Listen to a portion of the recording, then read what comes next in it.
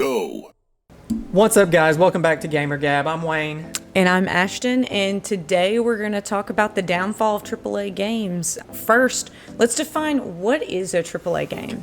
I'm glad you asked. According to the website Gamepedia, which I found to be a pretty decent source on this, they actually have an article called "How Do We Define AAA Games?" And what they kind of boiled it down to, they have 11 points on theirs. I'm not going to go through all of them, but really it comes down to development budget, quality, like graphically. You know, you expect a AAA game to be pretty, especially nowadays. You know, Yeah. A few years ago, you know, the AAA games were really the only ones you could say that looked that good. Now it's just a given. Right. That was kind of how you could tell the difference between like a AA or an indie game and a AAA game is how do they look? Yeah. It's not so much of a defining characteristic today, but still, if you're going to pay for a AAA game, you want to be sure that it looks good.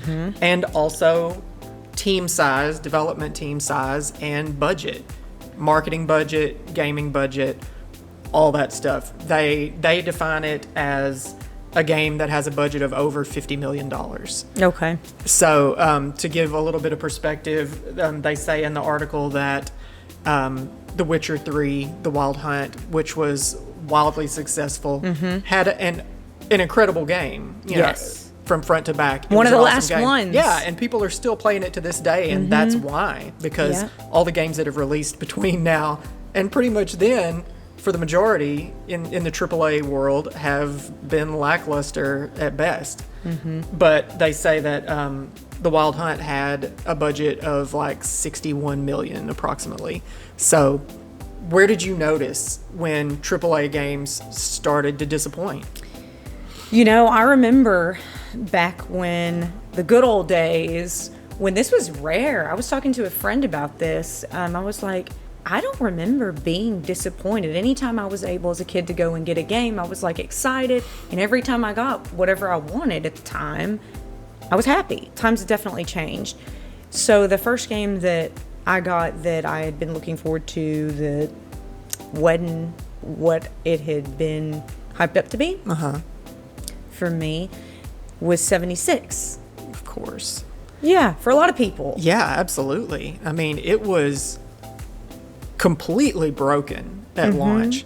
And, you know, a lot of people had high expectations for that game. Yes, they have a look. They have certain Bethesda bugs. They don't look super polished. Yeah, that are always going to be time. there. But it was almost charming in a way. The first time I played 76, I was like, it's a Fallout game. Like, I know what I'm getting into. And a couple hours in, not only is it plagued by terrible bugs that they spent literal years trying to patch, and some of their patches reintroduce bugs that they had patched previously. And let's be clear on it. There's no soul to games anymore. You know, for 76, if I know that I'm not going to run into any humans, bombastic side eye, that wears out. You know, the only redeeming quality on that front was playing online with a friend, but it wasn't cross-play, you know. And these are things that I feel like if the games had spent an appropriate amount of time in QA, you know, quality assurance, then letting people actually play it and experience enough of the world to where that started to become an issue, then they wouldn't have waited 2 years to bring in NPCs. Now, nobody expects a game to be done. When it releases, it doesn't have to be done. Yeah. They're acting like, oh, it was fully planned. We're gonna put NPCs in there. What was that? 2 years after the game released? I mean, I don't know exactly how long it was. It was but a very long time. time, and it's like, why is that okay? And really, that's what killed 76 for me, because by the time they added the NPCs, if you were looking forward to it and played it day one like I did, you had explored the entire map. Exactly. Before that ever happened. And so by the time NPCs were added to the game, there wasn't really anything significantly new for you to see. Yeah, or you realize that the story wasn't going anywhere. And then I actually hit a game-breaking bug where my story wouldn't continue. And so I couldn't continue the game. So, yeah, and then not to mention the creatures would regain health. as you would shoot them, it's like, okay, well, that's not, there's nothing rewarding about it. Fallout 76 dropped in 2018, and their most recent season, their most recent expansion, I downloaded the other day. And because I was like, okay, they've had so long and I was between games, and so I thought, well, I'll re-download this game and jump in and see about it. Yeah. And instead of playing Atlantic City, I had never played The Pit because it was the first big expansion that they released for it. And so I thought, well, I might as well do it in order. I'll go back and play The Pit. And I ran into the exact same issues that I experienced back in 2018, 2019 when I played the game for the first time. Enemies were just bullet sponges. And for some reason, every single enemy that I killed when I was there in Pittsburgh dropped the exact same kind of ammo. It's too ridiculous to be a glitch. I mean, it has to be a game feature because it was the ammo for the weapon that I was using. I don't know. If it was any other game company, maybe. I just don't know. You're like, it couldn't possibly be a glitch. I mean, but that's a perfect example right there. Let's go to Starfield. You know, the time was there, the budget was there. Oh, for sure. But it's like, what did you learn from the downfall of 76? Obviously nothing. You think that these video game developers and companies would have a solid blueprint, right? So you get The Witcher Wild Hunt, one of the best open world RPGs out there. So then they're like, oh, Cyberpunk. And oh, this game was supposed to it was supposed to be one of the kind, you know, it was supposed to put Rockstar to shame.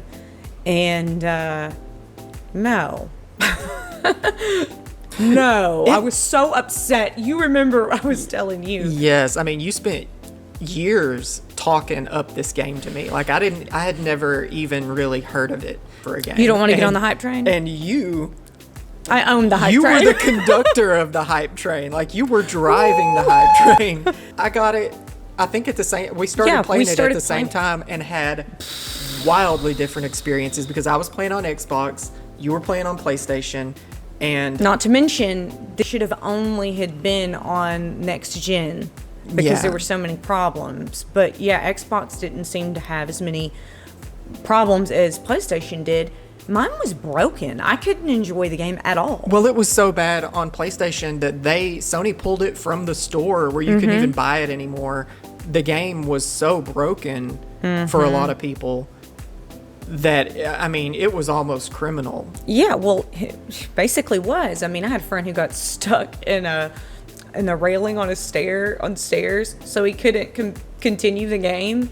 For me, I hit a mission and it wouldn't trigger. I think a car was supposed to pull up and then they're supposed to give you information and then leave, and it wouldn't progress. The car got stuck or something. So I recently went back years later, okay, because everyone's like, oh, now it's a great game. And I'm sorry, but it's not doing it for me. I can't even get past, it has a very slow intro to the game, if you recall. Sure. And I'm like, I don't have it in me. And there were glitches still. I mean, the cars were vanishing. It was empty. There was a ton of story glitches, a ton of glitches just everywhere you looked. But I mean, graphically, I mean, people were doing the videos of water like you should. I mean, it was not where it should have been when you compare it to Red Dead or even GTA 5 that came out so long ago, like a decade ago. And so, well, I think that one of the biggest indicators that AAA gaming is broken at best and completely dead at worst is the fact that so many people are still playing games that are a decade old. You've got GTA 5, you've got Skyrim, you've got The Witcher 3. All of those games have been around for forever, and they have still to this day huge followings because there's nothing with staying power. No. There's no soul to games. And then you can't tell me the budgets have increased. Yeah. Games are worth more now. They've even hiked the prices up, but the value has gone down. They're just scamming people out of money based on previous relationship and hype. Another game I think of is the recently released Call of Duty. The campaign they released, you could complete in 3 hours. But the price is the same. Exactly. They're giving you less and less quality.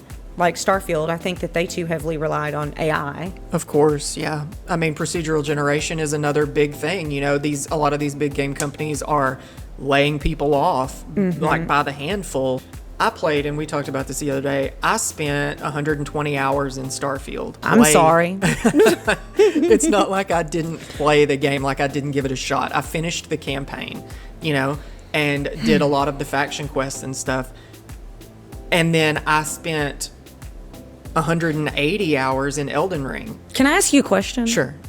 How many times did you swim into sparkles? Oh my God, so many times.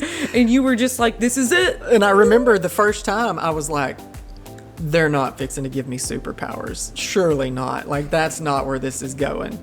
Oh, now all of a sudden I have telekinesis. Okay, great. I'm a mage. Superpowers. I firmly, until you just mentioned the superpowers, I had forgotten that you even got because they weren't memorable. They weren't useful. I didn't end up using any of them. 1,000 planets is just not it. I didn't see anything while I was in that game in Starfield that really sort of made me feel immersed like I did instantly playing Elden Ring. No, I mean, I saw a gigantic crab, with a long neck or something. I'm like, yeah. And it just like walked by me. And then I'd go to another planet and see a very similar creature. So, I mean, I think what all this boils down to is you guys got to do better. Give a free trial of a game. How about that? Yeah. I mean, there's got to be something, because if the price of games keeps going up, I mean, it was $60 for a long time. Now, the base game on almost everything is $70. Yeah, you can't afford to roll the dice on these new games at a, around $70 price tag. You're more likely to get a AA or even an indie game, and that was a passion project, and thoroughly enjoy it with a cheaper price tag. Yeah, absolutely. I mean, I've been lately really getting into indie games, and you can get an indie game that's got a great story, and now they have the capability to make these indie games look really good. Oh yeah, they're typically not as long, of course, but if you're paying $20 a piece for them, then that's a way better value. So as you know, and you guys know if you've watched the show, I'm a big fan of Ninja Theory, and I recently read an article that said that Senua's Saga Hellblade 2 that's going to be coming out this year it's going to be a digital only release, but it's also going to have a cheaper price tag. Makes sense. Right.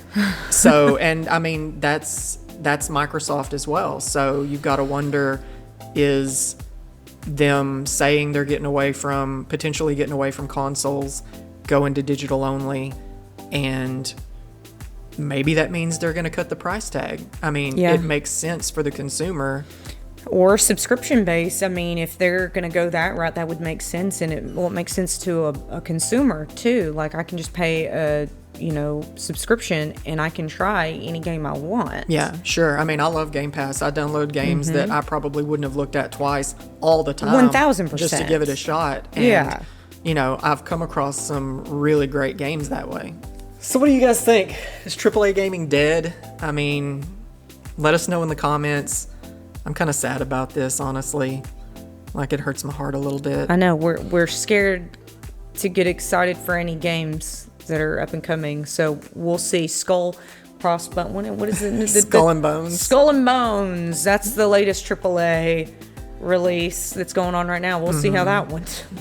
Yeah, I don't know. We'll get back to you on this. But anyway, let us know in the comments if you agree, if you disagree. How much are you willing to pay for a game nowadays? What's fair? Before we wrap up this video, Gamer Gab is powered by Conway Corp. At Conway Corp, we're proud to provide blazing fast, incredibly reliable internet service for the city of Conway, Arkansas. We offer speeds of up to 2 gigs, so even though your next AAA game download might be a disappointment, Conway Corp internet never is. Gamer Gab. Go!